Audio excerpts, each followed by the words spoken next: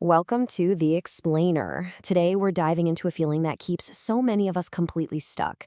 That fear of being watched, of being judged, and, ultimately of being rejected.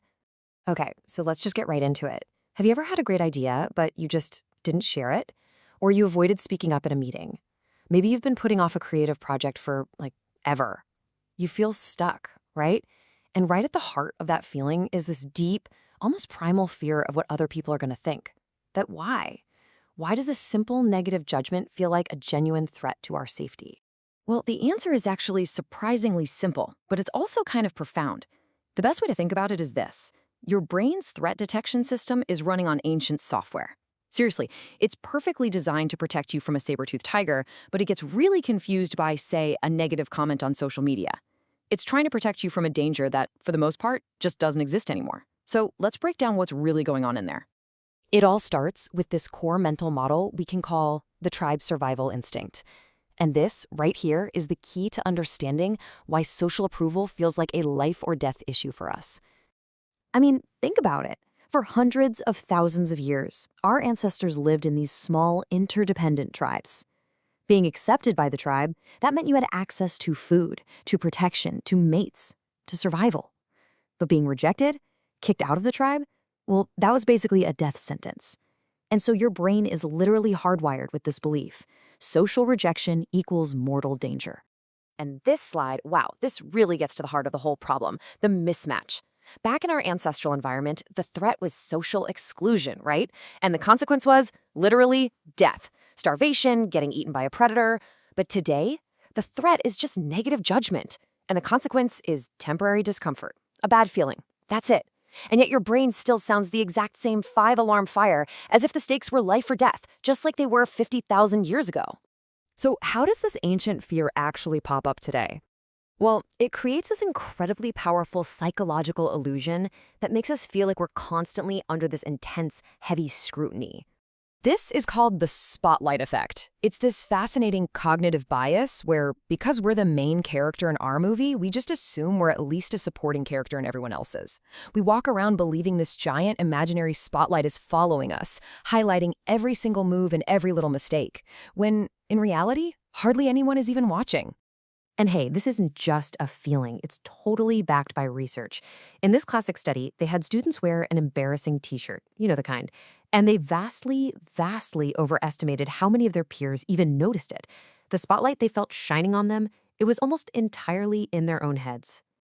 And this slide just perfectly captures our daily life, doesn't it? We are absolutely convinced everyone sees that tiny coffee stain on our shirt, that they hear our voice tremble during a presentation, or that they're judging our every move. But here's the liberating truth. Nobody is paying that much attention. They're all way too busy worrying about the imaginary spotlight that's shining on them. So the consequence of living under this imaginary spotlight is, well, it's pretty profound. This constant fear of judgment, it traps us in the state of inaction, in what psychologists call a low agency mindset. Agency, it's your sense of control. It's that core belief that you can take meaningful action and actually shape your own outcomes. And when that fear of judgment takes over, it just paralyzes our sense of agency, leaving us feeling totally powerless and stuck. So let's just trace the path that keeps us stuck, like you see here. It all starts with that imaginary spotlight. That feeling makes us look for approval from other people just to feel safe. And this creates something called the gatekeeper fallacy, which is this mistaken belief that we need someone else's permission to act on our own ideas.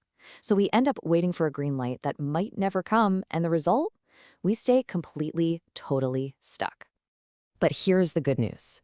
You are not powerless in this. You have the tools, right now, to break this cycle. Let's look at how we can go from just understanding this fear to taking direct action to overcome it. So how do we fight back? We use our brain's built-in control center, the executive attention network. Now, don't worry about memorizing all the parts on this diagram. Just know this one thing. It's a powerful network in your brain that's designed to resolve conflict. It's the part of you that can hear that ancient, fearful voice screaming danger, and then calmly say, I hear you, but I'm going to act on my values instead. It's your conscious mind choosing action over fear. And right here, this is probably the most important mindset shift of all. The goal is not to become fearless. That's impossible. That's a myth. The real goal is to build your capacity to tolerate the fear. True agency isn't the absence of fear, it's the ability to act in the presence of fear. So how do you actually build that tolerance? Here are two really simple but really powerful strategies.